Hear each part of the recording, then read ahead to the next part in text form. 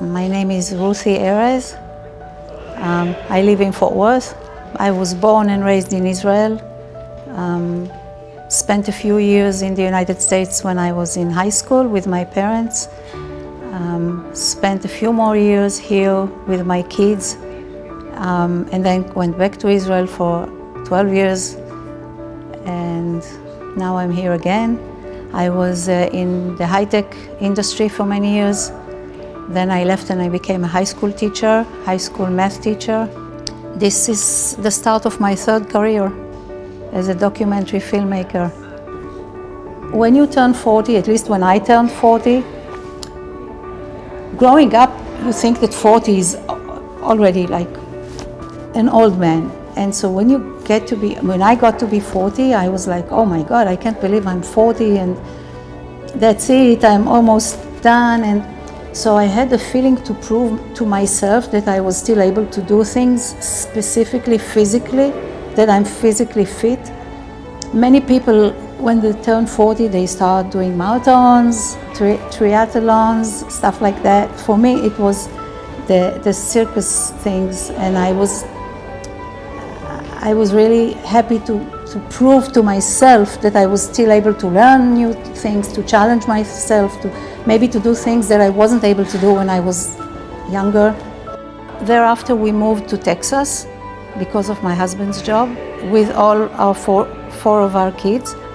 And I decided I want to pursue some other circus things.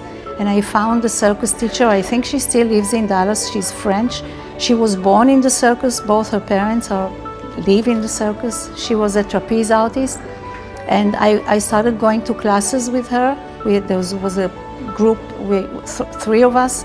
And I started doing the silk, which is, the French call it tissu. Here they call it aerial silk, which is like a very long piece of fabric hanging from the ceiling. And you climb and you do different tricks.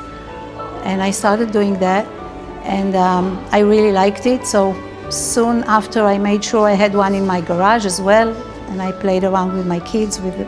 It wasn't very high because the garage was low, and one of the funny stories is when I lived here in Texas, one day my teacher, Fanny, she called me and she said, look, there's a big birthday party in Dallas, a very rich family, and the theme is circus.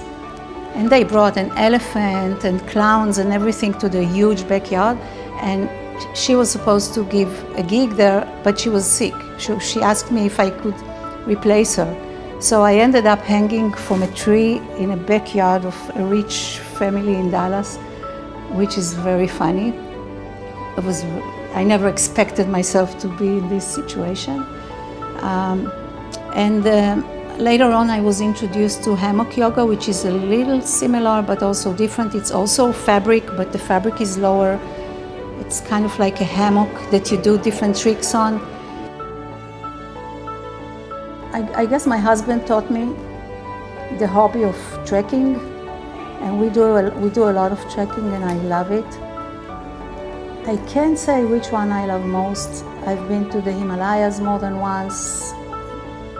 They're one of the closest places to God that I've ever been in. I've been to some very nice places in Europe. The most challenging one was probably one that's called GR20, which is the island of Corsica. When you cross it from south to north or from north to south. It's a pretty challenging trek, and you only sleep in a tent. Except for 1 or 2 nights, you get motels, but otherwise you sleep in a tent. For the last 20 years or so, these hobbies, or these what you call adventurous hobbies, gave me a lot of, well, first of all, a lot of pleasure, a lot of happiness, and a lot of feeling that I was able to achieve something, I guess.